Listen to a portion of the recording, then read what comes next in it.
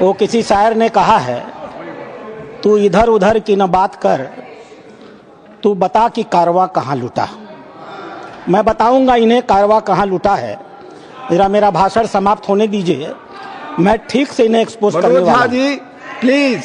माननीय उपसभापति महोदय, अच्छा डिस्कशन आप चलने दें। आप मैं इनकी बातों को सुन रहा था और मैं इस सदन के संज्ञान में लाना चाहूंगा। माननीय सदस्य सैयद नासिर हुसैन जब इस बारी राज्यसभा में चुने गए, जब ये इनके जीत की घोषणा हुई, मैं उस समय कर्नाटक के बेंगलोर में था। कर्नाटक की विधानसभा में पाकिस्तान जिंदाबाद के नारे लगाए गए थे।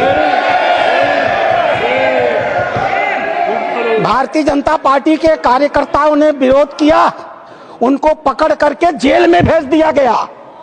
भारतीय जनता पार्टी के कार्यकर्ता जो इस पाकिस्तान जिंदाबाद के नारे का विरोध कर रहे थे, उन्हें जेल में भेज दिया गया और इन्हें पचित किया गया। ये लोग बैठाइए, इन्हें बैठाइए, ये बोल नहीं सकते। बैठ जाओ, बैठो। आपस में बात नहीं, प्लीज प्लीज आप बैठो, बैठो प्लीज। आपस में बात नहीं, आपस में बात महोदय, आप चेयर को संबोधित करें। हम लोग नहीं, चेयर को संबोधित करें। सभापति महोदय प्लीज, आप चेयर को संबोधित करें। सभापति महोदय, आज देश के लिए गौरव का दिन है। देश के आम मुसलमान के लिए, देश के गरीब मुसलमान के लिए, देश के पसमंद बीच में टोका टोकी नहीं होगी, तो दोनों के लिए होना चाहिए। फिर तो please please please Nasir ji, please please. झूठ बकवास सब उपसभापति महोदय नहीं जा रहा, आप रिकॉर्ड पे नहीं जा रहा, बैठ जाइए। उपसभापति महोदय, आज का दिन गरीब मुसलमानों के लिए, पसमानदा मुसलमानों के लिए, तलाकशुदा महिला बहनों के लिए, विधवा महिला बहनों के लिए, अनाथ बच्चों के लिए आज ऐतिहासिक दिन है। एक क्रांतिकारी परिवर्तन आने जा रहा है। पूरी की पूरी इस गरीब समाज, मुस्लिम समाज की आर्थिक और सामाजिक व्यवस्था में यह वक्फ अधिनियम क्रांतिकारी परिवर्तन लाने जा रहा है। मैं आभारी हूं माननीय मोदी जी का, जिन्होंने इस महान विधेयक को इस सदन में लाने का काम किया। अध्यक्ष सभापति महोदय, हम हिंदू हैं, हम लगातार अपने समाज में परिवर्तन की बात करते हैं। हमने लगातार अपनी समाज की बुराइयों के विरुद्ध संघर्ष किया है। इतिहास बड़ा गवाह है, हमारे यहाँ सती प्रथा होती थी, हमने सती प्रथा निषेध अधिनियम लाया। हमारे यहाँ बाल विवाह होता था, हमने बाल विवाह निषेध अधिनियम लाए। हमारे यहाँ विधवा विवाह नहीं होते थे, हमने विधवा विवाह अधिनियम लाया। आश्चर्य की बात होती है जब इस समाज की चर्चा होती है, आश्चर्य की बात होती है इन 75 सालों के अंदर एक बार भी मुस्लिम समाज के संशोधन को लेकर, सुधार को लेकर के, एक गरीब मुसलमान की जीवन की बेहतरी को लेकर के एक बार भी किसी प्रकार के सुधार आंदोलन को इस सदन में लाने का काम नहीं किया। आज यह पहली बार है और हमें गर्व है अपने प्रधानमंत्री पर, नरेंद्र मोदी पर, जिन्होंने इस मुस्लिम समाज के सुधार के ऐतिहासिक विधेयक को लाने का काम किया है। 2014 में माननीय प्रधानमंत्री बने थे, उनके दृष्टि में कभी हिंदू और मुसलमान नहीं होता था, उनका सिर्फ एक नजरिया होता था, गरीब और अमीर। आप गौर कीजिएगा, यह सदन गौर करेगा। हम जनधन योजना लेकर के आए, 42% लाभार्थी मुस्लिम थे। हम प्रधानमंत्री आवास योजना लेकर के आए, 31% लाभार्थी मुस्लिम थे। हम उज्ज्वला योजना लेकर के आए, 37% लाभार्थी मुस्लिम थे। हम मुद्रा योजना लेकर के आए, 36% लाभार्थी मुस्लिम थे। हम स्किल इंडिया लेकर के आए, 22.7% लाभार्थी मुस्लिम थे। हमने प्रधानमंत्री एम्प्लॉयमेंट गारंटी प्रोग्राम चलाया, अध्यक्ष महोदय 70% अधिक मुसलमानों ने उस योजना का इस देश में लाभ लिया। मेरे पार्टी की बैठक है, मुझे बताना नहीं चाहिए, लेकिन मैं कहूंगा, माननीय प्रधानमंत्री इसी बाल योगी सभागार में हम सारे सांसदों की बैठक ले रहे थे। उन्होंने क्या कहा हमसे? उन्होंने कहा, लोग कहते हैं कि मुसलमान भाजपा को वोट नहीं देते। आपको याद होगा मित्रों, उन्होंने कहा नहीं, ये गलत है, देते हैं। और अगर मान लिया जाए कि नहीं देते हैं तो इसका मतलब क्या है? क्या वो देश के नागरिक नहीं है? क्या उनके काम नहीं होने चाहिए? क्या उनका विकास का काम नहीं होना चाहिए? हम सारे सांसदों को उन्होंने मीटिंग में कहा, अपने काम को करते समय कभी हिंदू और मुसलमान न करना, विकास की धारा सारे समाज पर समान रूप से पहुंचाने की बात कही। उन्होंने दूसरी बात कही, मैं पूरे देश को 2047 में विकसित भारत का सपना दिखाता हूं। क्या 20% मुसलमान अगर देश का पिछड़ा रह जाएगा तो क्या भारत का विकास का सपना पूरा होगा? नहीं। हमें भारत के विकास का मतलब है 20% मुसलमान के विकास की भी योजना बनानी है। यह कल्पना माननीय प्रधानमंत्री ले सकते हैं। आजादी के 75 सालों के अंदर इस कल्पना को लेकर इस देश में कोई नहीं आया था। और तीसरी बात उन्होंने कही, सरकार के, और सबसे महत्वपूर्ण बात है, सरकार के स्तर पर सरकार जो कुछ भी कर सकती है मुसलमानों के जीवन की बेहतरी के लिए हम करने का प्रयास करेंगे। लेकिन मुस्लिम सामाजिक संस्थाओं की भी रोल होनी चाहिए। ये मुस्लिम पर्सनल लॉ बोर्ड की भी भूमिका होनी चाहिए। यह जमायत उलेमा की भी भूमिका होनी चाहिए। यह वक्फ कमेटियों की संपत्तियां जो पड़ी हुई हैं उनकी भी मुसलमानों की जिंदगी को बेहतर करने में भूमिका होनी चाहिए। यह बात आज की नहीं थी, ये लोकसभा चुनाव के 6 महीने पहले की बात है अध्यक्ष महोदय। उस समय वो कल्पना लेकर चल रहे थे कि अगर हमने मुस्लिम वक्फ की संपत्तियों का बेहतर उपयोग कर लिया, पारदर्शी उपयोग कर लिया, उनकी आय को बढ़ा दिया, उनके ऊपर जो कब्जा करके लोग बैठे हुए हैं उन कब्जेदारों को हटा दिया, तो स्वाभाविक रूप से जो अकूत संपत्ति पूरे भारत में मुसलमानों के पास आएगी, हम उसका इस्तेमाल गरीब मुसलमानों की शिक्षा के लिए, जीवन की बेहतरी के लिए, उनके मुसलमान महिलाएं दर बदर भीख न मांगे, अपनी इज्जत का समझौता न कर सके, कोई बूढ़ी मुस्लिमरा रात को खाली पेट सोने के लिए मजबूर न हो, हम उसके लिए व्यवस्था करके लाएंगे। और वस्तुतः अध्यक्ष महोदय, वक्फ अधिनियम की जो ही माननीय गृह मंत्री ने घोषणा किया, पूरे देश में तूफान आ गया। आश्चर्य होता है, वक्फ की घोषणा भी नहीं हुई, कानून सामने भी नहीं आए, विरोध शुरू हो गया। तुम्हारी मस्जिदें कब्जा कर ली जाएंगी, तुम्हारे दरगाह कब्जा कर लिए जाएंगे, तुम्हारे कब्रिस्तान कब्जा कर लिए जाएंगे, तुम्हारे मदरसे कब्जा कर लिए जाएंगे।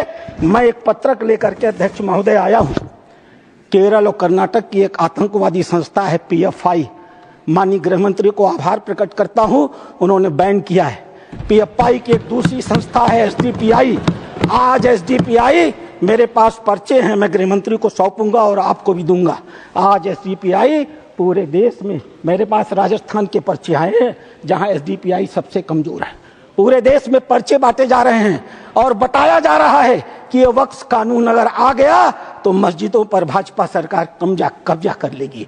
आखिर क्यों? लेकिन ये लोग भूल गए, नरेंद्र मोदी किसी और मिट्टी के बने हुए हैं। आपके विरोध से वो डरने वाले नहीं थे। आप चाहे जितना भी विरोध करते, वो मजबूती के साथ एक आम गरीब मुसलमान, एक दलित, एक पिछड़ी महिला, एक अनाथ महिला, एक तलाकशुदा महिला, अनाथ बच्चों के साथ खड़े होने वाले थे और इसीलिए वो मजबूती से विधेयक लेकर के आए। अध्यक्ष महोदय, ये चर्चा कर रहे थे वक्फ बाई यूजर की। क्या होता है वक्फ बाई यूजर? हजरत मोहम्मद साहब ने क्या कहा था? आपके पास अपनी कोई संपत्ति हो तो दूसरों को भले के लिए दान करो। हदीसों ने क्या लिखा था? यदि किसी व्यक्ति के पास अपनी संपत्ति है, उस संपत्ति का एक हिस्सा वो दान कर सकता है, उसके लिए मुतवल्ली बना सकता है, उसके आय के साधन कैसे होंगे लिख सकता है, आय से होने वाली आय किस वर्ग के उपयोग में आएगी उसके भी निर्देश दे सकता है। What is this Waqf by user? किसने आपको संपत्ति दी? किसने आपको संपत्ति दान की? किसके मन में मनसा थी कि अल्लाह को दे दिया जाए? एक भी आदमी ने वक्फ बाई यूजर की संपत्ति वक्फ के अधिनियम के तहत नहीं दी। जैसे फिल्मों में गुंडे हुआ करते थे, जिस औरत पर हाथ रख दी वो औरत उनकी हो गई, इसी प्रकार से इन वक्फ बोर्डों ने भू माफियाओं की तरह काम किया। जिस जमीन पर हाथ रख दिया इन्होंने, वो जमीन उनकी हो गई। आज इस मानसिकता से ये काम करते हैं। जमीनों पर मैं कानून लेकर के आया हूं। अध्यक्ष महोदय, इसी सदन में माननीय सदस्य झूठ बोल रहे थे, असत्य बोल रहे थे। 1995 का यह एक्ट है, धारा 40, द बोर्ड में इटसेल्फ कलेक्ट इंफॉर्मेशन।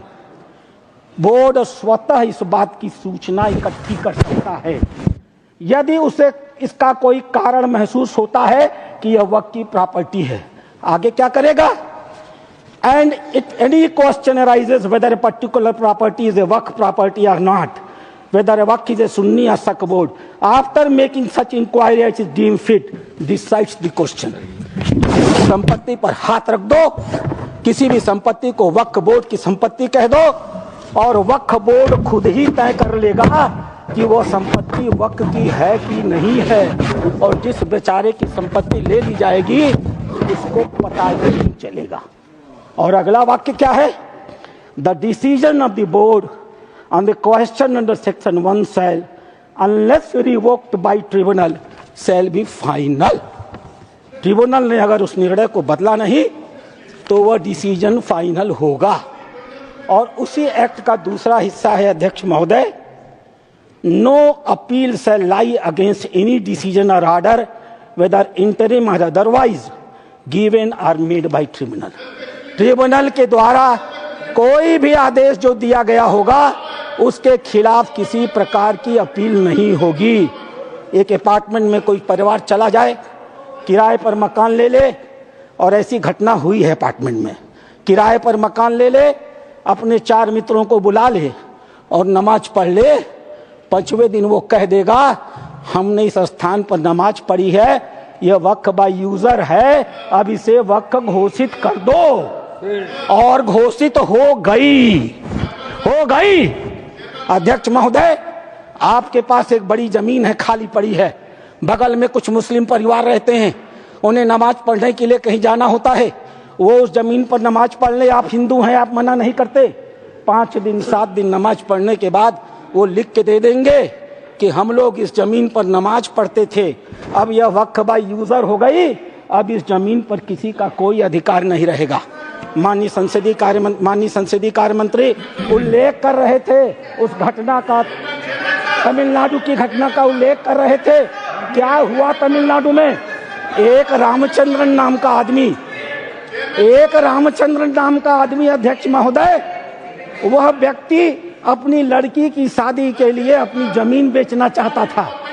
वह जमीन बेचने के लिए जब रजिस्ट्रार के घर गया, ऑफिस में गया, तो पता चला कि वह जमीन उसके नाम पर ही नहीं है, वह जमीन वक्फ को दे दी गई। जब हल्ला मचा, गांव के लोग रजिस्ट्रार ऑफिस में गए तो पता चला कि उन दोनों गांवों की सारी जमीन वक्फ को दे दी गई। 1500 साल पुराना मंदिर भी वक्फ के हवाले कर दिया गया। यह होता है इन लोगों का वक्फ बाय यूजर अध्यक्ष महोदय। और आश्चर्य होता है, इन्हें बैठाया जाए अध्यक्ष महोदय, आश्चर्य होता है। मैं भी जेपीसी का मेंबर हूँ, ये भी जेपीसी के मेंबर है, ये गवाह है इस बात के। मैं लगातार जेपीसी में जितने भी विटनेस आते रहे, इनके बड़े बड़े धार्मिक मतावलंबी, मैं उनसे कुरान को कोट करके कहता रहा। मैं कुरान पढ़ता हूँ, कोई बुराई नहीं है किसी धर्म को पढ़ने में। मैंने कुरान को कोट करके कहा कि मौलवी साहब ये तो बताओ कि इस कुरान में या किस हदीस में यह लिखा है कि अगर हमने कोई संपत्ति दान नहीं की तो तुम उसको वक्फ बाय यूजर मालिकाना मान लोगे। किसी के पास एक भी मेरे सवाल का जवाब नहीं दिया। इन लोगों ने क्या किया मालूम है?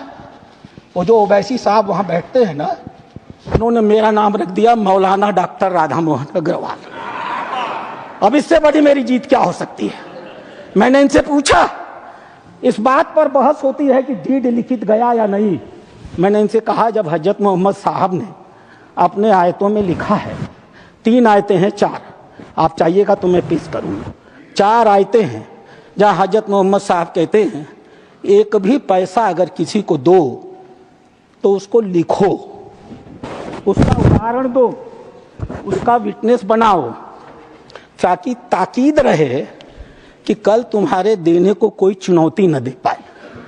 एक भी पैसा दो तो लिखित दो।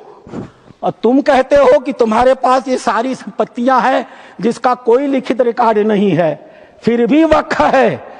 मेरे एक भी सवाल का जवाब, मैं उस कमेटी की बातों को बोलता नहीं, लेकिन चूंकि इन्होंने कमेटी का उल्लेख कर दिया इसलिए मैं इन्हें एक्सपोज कर रहा हूं।